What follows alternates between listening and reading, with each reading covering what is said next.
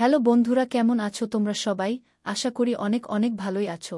আর তোমাদের ভালোবাসায় আমিও অনেক ভালো আছি, কারণ তোমরা আমাকে যে পরিমাণে ভালোবাসা দিয়েছ এবং সাপোর্ট দিয়েছ তা আমি কোনোদিন ভুলতে পারব না।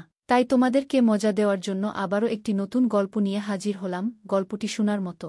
আশা করি ভালো লাগবে। আমি শুনতে পেলাম দেবর এবং শ্বশুর নিজেদের মধ্যে কথা বলছিলেন। বাবা তাড়াহুড়ো না করাই ভালো। প্রিয়া এখনও তরুণ, তার সবকিছু বোঝার ক্ষমতা আছে, তবে আমাদের আরও কিছুটা সময় নেওয়া উচিত। শ্বশুর উত্তরে বললেন, তুমি খুব সতর্ক, তবে এমন সুন্দর মেয়েকে সামনে রেখে ধৈর্য রাখা কঠিন। এই কথাগুলো শুনে আমি বেশ অস্বস্তি বোধ করতে লাগলাম। কিছু বুঝে উঠতে পারছিলাম না, কিন্তু জেন শরীর অসাড় হয়ে আসছিল। তারা রুম থেকে বেরোনোর আগেই আমি তাড়াতাড়ি নিজের রুমে ফিরে এলাম। কিছুক্ষণ পর তারা আমার রুমে এসে আমার গল্পগুলো তোমরা শুনো, কিন্তু সাবস্ক্রাইব করো না দয়া করে। গল্পগুলো ভালো লাগলে ভিডিওটি লাইক, শেয়ার এবং চ্যানেলটি সাবস্ক্রাইব করো প্লিজ। আমি এমন একটি বাড়িতে বিয়ে হয় যেখানে লোকজন ছিল না। ছোটবেলায় আমি দেখতে সুন্দর এবং আকর্ষণীয় ছিলাম। যখন আমার বয়স এক বছর ছিল তখন থেকেই মানুষ আমার সৌন্দর্য নিয়ে কথা বলতো। যখন আমার বয়স 8 আমার বিয়ে হলো। বিয়ের পর প্রথম রাতেই আমার স্বামী তার কাজের কারণে শহরে চলে যায়। আমি তখন একা ছিলাম, আর সেদিন রাতে ঘুম থেকে উঠে দেখি আমার ঘরের বাথরুম থেকে আমার শ্বশুর বের হচ্ছেন। এটা দেখে আমি কিছুটা অস্বস্তি বোধ করি, তবে আমি তখন কিছু বলিনি। আমার স্বামী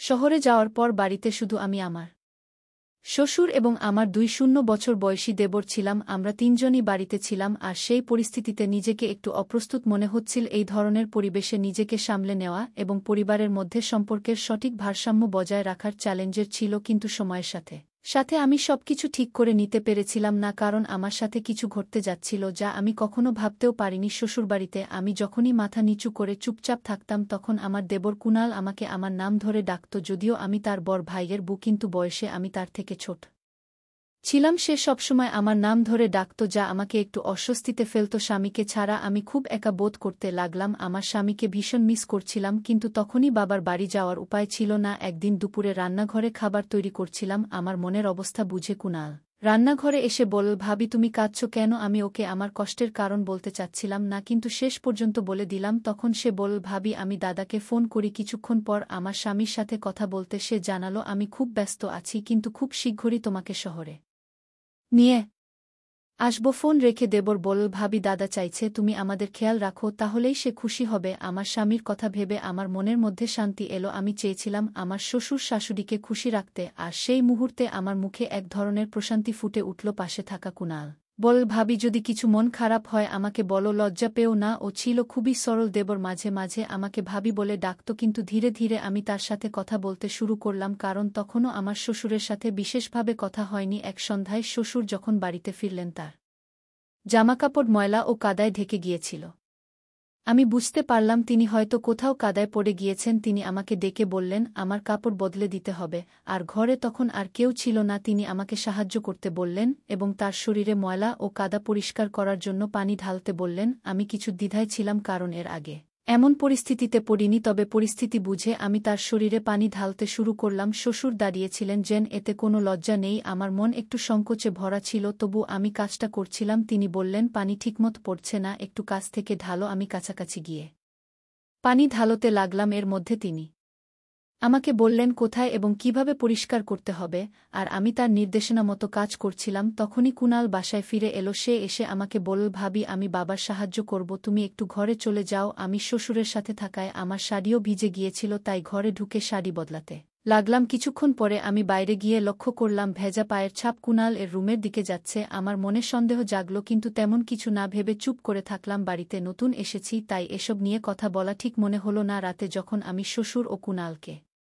খাবার পরিবেশন করছিলাম, শ্বশুর হঠাৎ আমার হাত ধরে বললেন, তুমি এখন এই বাড়ির একজন গুরুত্বপূর্ণ সদস্য, আমাদের সাথেই বসে খাও। আমার খাওয়া শেষ হওয়ার পর শ্বশুর আমাকে হেসে বললেন, বৌমা কবে দাদা বানাবে আমাকে? আমি তো খুব দ্রুত এই বাড়িতে নাতির হাসি শুনতে চাই। তার কথায় আমি একটু অপ্রস্তুত হয়ে গেলাম, কারণ আমার স্বামী তখন বাড়িতে ছিল না। মনে মনে ভাবলাম হয়তো আমার স্বামী আর শ্বশুরের মধ্যে কিছু আলোচনা হয়েছে, আর শ্বশুর তার নাতি নিয়ে ইঙ্গিত দিচ্ছেন, যার মানে আমার স্বামী শীঘ্রই ফিরে আসবে। আমার ধারণা ছিল হয়তো আমার স্বামী সুনীল আমাকে সারপ্রাইজ দিতে চাইছে, আর শ্বশুর সরাসরি না বলে ঘুরিয়ে কথা বলছেন। তবে শ্বশুর আর কিছু না বলায় আমি তাকে কোনো প্রশ্ন করিনি। রাতের খাবারের পরে শ্বশুর আমাকে তার ঘরে ডেকে বললেন তার পায়ে তেল মালিশ করে দিতে। আমি তার ঘরে গিয়ে দেখি তিনি হাঁটু পর্যন্ত প্যান্ট গুটিয়ে বসে আছেন।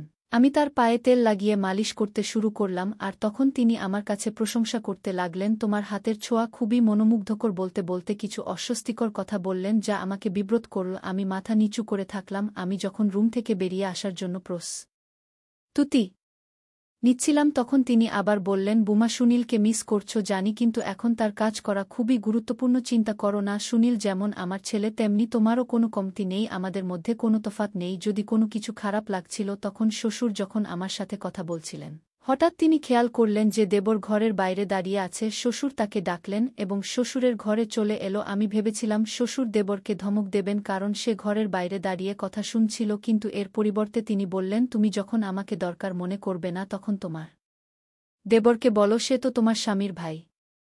1 ঘণ্টা ঘুমিয়েছিলাম কিন্তু মনে হচ্ছিল অনেকটা সময় কেটে গেছে। আসলে সেদিন আমি সারাদিন রাত ঘুমিয়েছিলাম সেটা জানতামই না। দরজা খুলতেই দেখি আমার ছোটবেলার বান্ধবী রুমি দাঁড়িয়ে আছে। রুমি আমাকে দেখে বলল, আমি তো কাল তোমার সাথে দেখা করতে এসেছিলাম। রুমি আরও বলল যে সে কাল আমার সাথে দেখা করতে এসেছিল, কিন্তু আমি এত গভীর ঘুমে ছিলাম যে টের পাইনি। সে বলল, আমি শুনেছি তুমি এই গ্রামে বিয়ে করেছ, তাই তোমার সাথে দেখা করতে এসেছি। রুমি আরও বলল, প্রিয়া, তোমার দেবরকে খুব খুশি দেখাচ্ছিল এবং এটা তোমার শরীরের ভাষাতেও স্পষ্ট ছিল। গতকাল যখন আমি এসেছিলাম সে তোমার পাশে বসেছিল।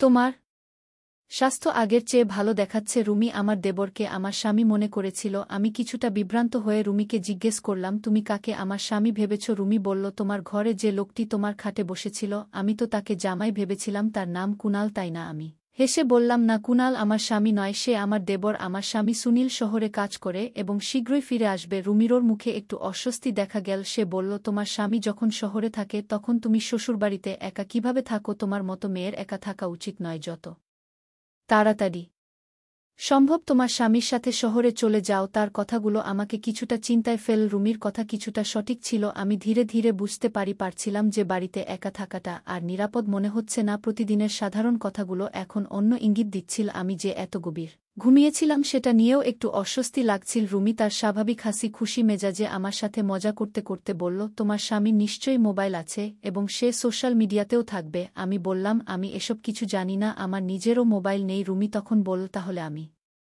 তোমার স্বামীর নাম সোশ্যাল মিডিয়ায় খুঁজে দেখব। সে তার ফোনে কিছুক্ষণ সার্চ করে সুনীল এর বেশ কয়েকটি ছবি পেল। ছবি দেখে রুমি খুশি হয়ে বাড়ি চলে গেল। রুমি ছোটবেলা থেকেই খুব শিক্ষিত এবং তার বাবা মা তাকে ভালো শিক্ষা দিয়েছেন। রুমি তার মামার বাড়িতে চলে গেল আর শ্বশুর ও দেবর কুনাল আচমকায় আমার সাথে একটু দূরত্ব বজায় রাখতে শুরু করল। রাতের খাবারের পরে শ্বশুর কুনালকে তার ঘরে ডাকলেন এবং কুনাল দ্বিধা না করে সেখানে চলে গেল। কেন জানি না, কিন্তু আমার মনে কৌতূহল জাগল তাদের কথোপকথন শুনতে। আমি ধীরে ধীরে শ্বশুরের ঘরের দিকে এগিয়ে গেলাম। আমি শুনতে পেলাম দেবর এবং শ্বশুর নিজেদের মধ্যে কথা বলছিলেন। বাবা, তাড়াহুড়ো না করাই ভালো, প্রিয়া এখনও তরুণ, তার সবকিছু বোঝার ক্ষমতা আছে, তবে আমাদের আরও কিছুটা সময় নেওয়া উচিত। শ্বশুর উত্তরে বললেন, তুমি খুব সতর্ক, তবে এমন সুন্দর মেয়েকে সামনে রেখে ধৈর্য রাখা কঠিন। এই কথাগুলো শুনে আমি বেশ অস্বস্তি বোধ করতে লাগলাম। কিছু বুঝে উঠতে পারছিলাম না, কিন্তু জেন শরীর অসাট হয়ে আসছিল। তারা রুম থেকে বেরোনোর আগেই আমি তাড়াতাড়ি নিজের রুমে ফিরে এলাম। একসময় দেবর এসে আমাকে একটা বক্স দিয়ে বলল, এটা দাদা তোমার জন্য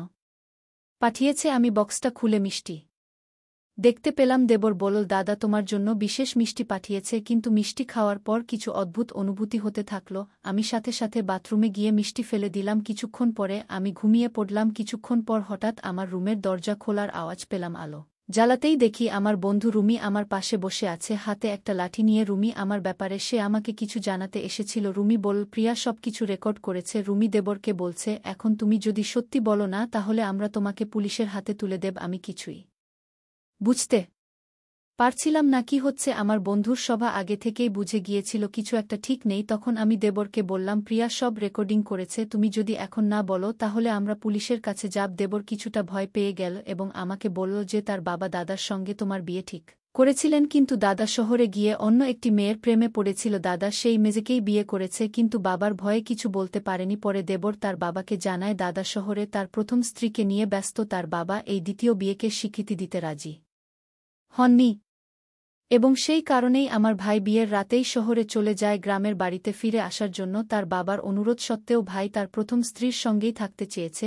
এবং কখনোই তোমার কাছে ফিরতে চায়নি। দেবর বলতে থাকে, বাবা ভেবেছিলেন যদি দাদা ফিরে না আসে তাহলে গ্রামের মানুষ এবং পরিবার জানতে চাইবে সে কোথায়, তাই সম্মান বাঁচানোর জন্য বাবা আমাকে তোমার কাছে আসতে বলেন যেন আমরা একসঙ্গে থাকি এবং এই সম্পর্ককে নতুনভাবে গড়ে তুলি। বাবা আমাদের সম্পর্ক নিয়ে একটি গল্প সাজিয়েছিলেন যাতে কারো কাছে অপমান না হয়, মানুষ ভাবুক আমরা একে অপরকে ভালোবাসি, এটাই ঠিক। দাদার পাঠানো পার্সেল ও চিঠিও তার পরিকল্পনার অংশ ছিল। কুনাল আরও বলল, তোমার জন্য মিষ্টি আনার আসল উদ্দেশ্য ভিন্ন ছিল। বাবা ওষুধ মেশানোর পর ভেবেছিলেন তুমি মিষ্টি খেয়ে ঘুমিয়ে পড়বে, কিন্তু তোমাকে শান্তভাবে ঘুমাতে দেখে আমি আর কিছু করতে পারিনি। নিজের প্রতি ঘৃণা বোধ হচ্ছিল বাবার কথায় প্রথমে প্রভাবিত হলেও তোমার নিষ্পাপ মুখ দেখে আমার বিবেক বাধা দেয়। আমি কিছু না করেই তোমার ঘর থেকে বেরিয়ে আসি। পরে বুঝলাম দাদা সঠিক সিদ্ধান্ত নিয়েছিল, কিন্তু বাবার প্রভাবে আমার জীবনও ঝুঁকিতে পড়েছে। রুমির মোবাইলে স্বামীর একটি ছবি দেখলাম যেখানে সে অন্য এক মেয়ের সাথে ছিল। তখনই বুঝতে পারি বাবার পরিকল্পনা কতটা ভুল ছিল। আমি ভেবেছিলাম আমার জীবনটা একদম অন্ধকারে তলিয়ে যাচ্ছে, কিন্তু দেবর তখন এমন কিছু প্রস্তাব দিল যা আমি কল্পনাও করিনি। সে চাইল আমাকে বিয়ে করতে যাতে আমার জীবনে আর কোনো অশান্তি না থাকে। কে তার এমন প্রস্তাব আমাকে ভাবায়, কারণ আমার শ্বশুর সবসময় আমাকে নানা দিক থেকে বোঝাতে চেয়েছেন, কিন্তু তিনি আসলে নিজের চিন্তা ভাবনার সীমানা থেকে কখনো বের হতে পারেননি। তার মনোযোগ ছিল কেবল সমাজের মানুষের কি বলবে সেই দিকে। মাঝে মাঝে বাবা মায় এরা নিজেদের সন্তানের কথা শোনার পরিবর্তে তাদের নিজেদের ইচ্ছা ও মতামত চাপিয়ে দেন, কিন্তু সন্তানদের চিন্তা ভাবনা এবং অনুভূতি বোঝারও সমান প্রয়োজন। এটা বোঝা দরকার যে প্রত্যেকের জীবনের সিদ্ধান্ত তাদের নিজস্ব হওয়া উচিত, অন্যের চাপিয়ে দেওয়া নয়। গল্পটা কেমন লাগলো জানাতে ভুলবে না। আরও মজার মজার রোমান্টিক গল্প শুনতে চাইলে ভিডিওটি লাইক, শেয়ার এবং চ্যানেলটি সাবস্ক্রাইব করতে এবং বেল আইকনটি ক্লিক করতে ভুলবে না। ধন্যবাদ।